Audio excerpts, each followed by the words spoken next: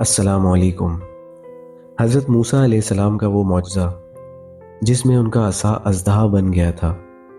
ये मैं अपनी पिछली वीडियो में बता चुका हूँ, जिसका लिंक डिस्क्रिप्शन में मौजूद है, वहाँ से आप उसे देख सकते हैं। जब हज़रत मूसा अलैहिस्सलाम का असा अज़दहा बनकर जादूगरों के सांपों को निगल गया, तो जादूगर सजदे में गिरकर ईमान लाए, मगर फ़िरौन और इसके मुतबईन ने अब भी ईमान कबूल नहीं किया, बल्कि फ़िरौन का कुफ्र और इसकी सरकशी और ज़्यादा बढ़ गई और इसने बनी इसराइल के मोमिनीन और हज़रत मूसा अलैहिस्सलाम की दिल आज़ारी और एज़ारसानी में भरपूर कोशिशें शुरू कर दी और तरह तरह से सताना शुरू कर दिया। फ़िरौन के मुजालिम से तंग दिल होकर हज़रत मूसा अलैहिस्सलाम ने खुदावंदे कद्दूस के दरबार में इस तरह दुआ मांगी कि ए मेरे रब, फ़िरौन ज़मीन में बहुत ही सरकश हो गया है और इसकी कौम ने अहद शकनी की है, लिहाजा तू इन्हें ऐसे अजाबों में गिरफ्तार फरमा ले जो इनके लिए सजावार हो और मेरी कौम और बाद वालों के लिए इबरत हो। हज़रत मूसा अलैहिस्सलाम की दुआ के बाद अल्लाह ताला ने फ़िरौनियों पर लगातार 5 अजाबों को मुसल्लत फरमा दिया। वो 5 अजाब ये हैं। तूफ़ान, नागहां एक अब्र आया और हर तरफ अंधेरा छा गया, फिर इंतहाई ज़ोरदार बारिश होने लगी, यहाँ तक कि तूफ़ान आ गया और फ़िरौनियों के घरों में पानी भर गया और वो इसमें खड़े रह गए और पानी इनकी गर्दनों तक आ गया। इनमें से जो बैठा वो डूबकर हलाक हो गया, ना हिल सकते थे ना कोई काम कर सकते थे। इनकी खेतियां और बागात तूफान की धारों से बर्बाद हो गए। सनेचर से सनेचर तक मुसलसल 7 रोज़ तक वो लोग इसी मुसीबत में मुब्तला रहे और बावजूद ये कि बनी इसराइल के मकानात फ़िरौनियों के घरों से मिले हुए थे, मगर बनी इसराइल के घरों में सैलाब का पानी नहीं आया और वो निहायत ही अमन व चैन के साथ अपने घरों में रहते थे। जब फ़िरौनियों को इस मुसीबत के बर्दाश्त करने की ताब व ताकत ना रही और वो बिल्कुल ही आजिज़ हो गए, तो इन लोगों ने हज़रत मूसा अलैहिस्सलाम से अर्ज़ किया कि आप हमारे लिए दुआ फरमाइए कि ये मुसीबत टल जाए तो हम ईमान ले आएंगे और बनी इसराइल को आपके पास भेज देंगे। चुनाचा आपने दुआ मांगी तो तूफ़ान की बला टल गई और ज़मीन में ऐसी सरसब्जी और शादाबी नमूदार हुई कि इससे पहले कभी भी देखने में न आई थी। खेतियां बहुत शानदार हुईं और गल्लों और फलों की पैदावार बेशुमार हुई। ये देखकर फ़िरौनी कहने लगे कि ये तूफ़ान का पानी तो हमारे लिए बहुत बड़ी नेमत का सामान था। फिर वो अपने अहद से फिर गए और ईमान नहीं लाए और फिर सरकशी और जुल्म व आसियान की गरम बाजारी शुरू कर दी। 1 माह तक तो फ़िरौनी निहायत आफियत से रहे, लेकिन जब इनका कुफ्र व तकब्बुर और जुल्म व सितम फिर बढ़ने लगा तो अल्लाह ताला ने अपने कहर व अजाब को टिड्डियों की शक्ल में भेज दिया कि चारों तरफ से टिड्डियों के झुंड आ गए, जो इनकी खेतियों और बागों को, यहाँ तक कि इनके मकानों की लकड़ियां तक को खा गईं और फ़िरौनियों के घरों में ये टिड्डियां भर गईं, जिससे इनका सांस लेना मुश्किल हो गया। मगर बनी इसराइल के मोमिनीन के खेत और बाग और मकानात इन टिड्डियों की यलगार से बिल्कुल महफूज रहे।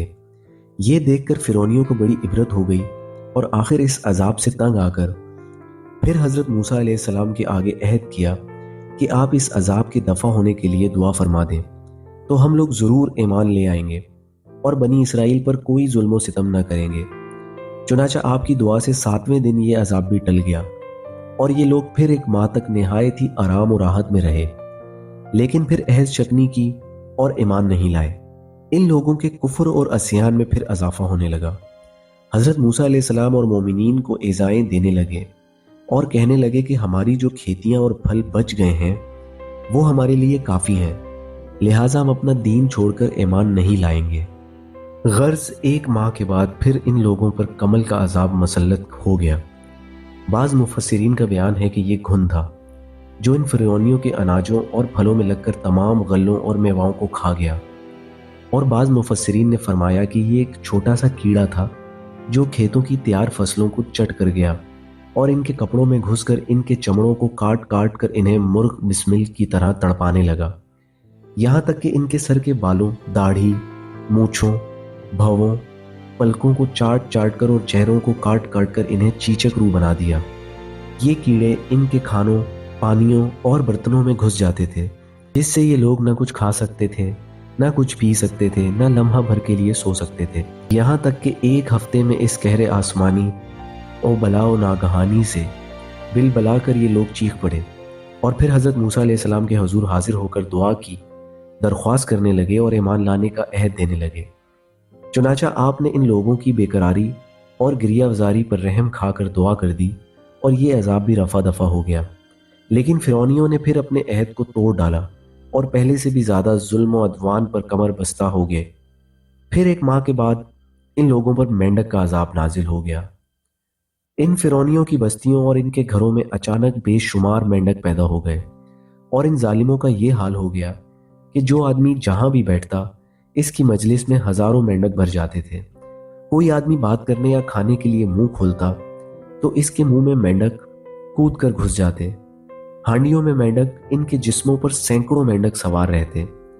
اٹھنے بیٹھنے لیٹنے کسی حالت میں بھی مینڈکوں سے نجات نہیں ملتی تھی۔ اس عذاب سے فرعونی رو پڑے اور پھر روتے گڑ گڑاتے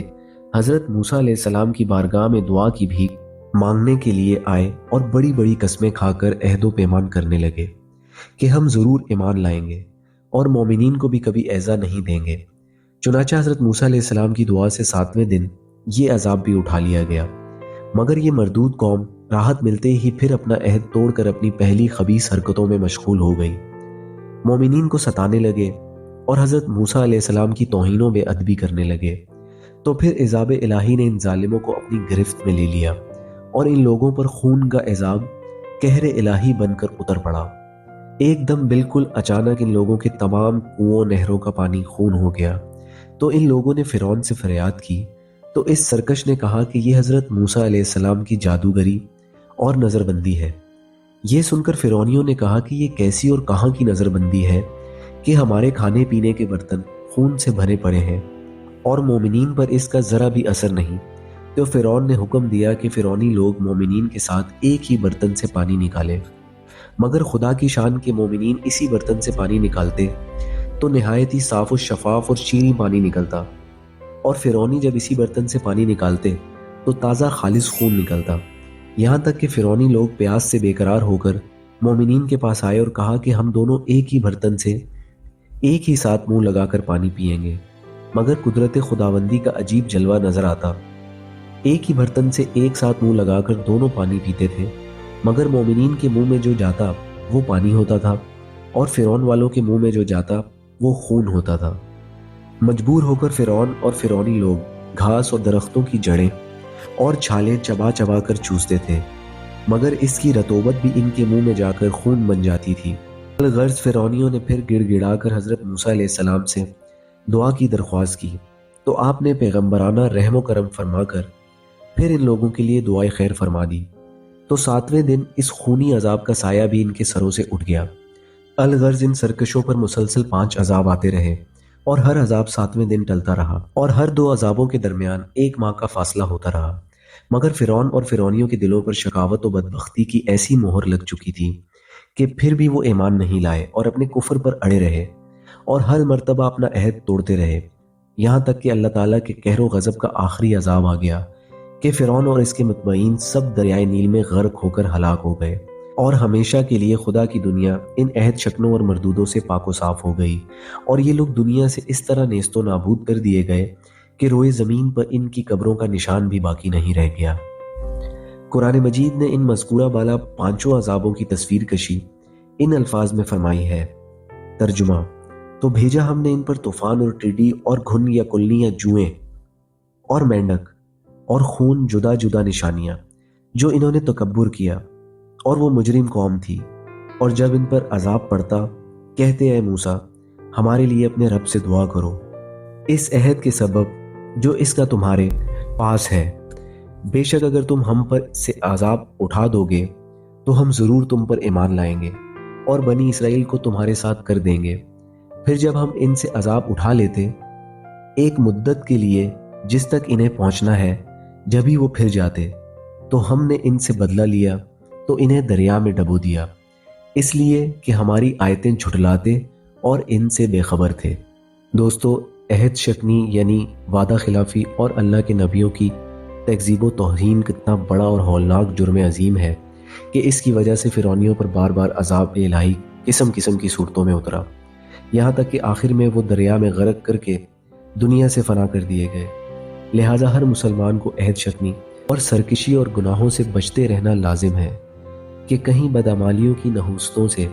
ہم پر بھی قہر الہی عذاب کی صورت میں نہ اتر پڑے۔ حضرت موسیٰ علیہ السلام کا صبر و تحمل اور ان کی رقیق القلمی بلا شبہ انتہا کو پہنچی ہوئی تھی کہ بار بار عہد شکنی کرنے والے اپنے دشمنوں کی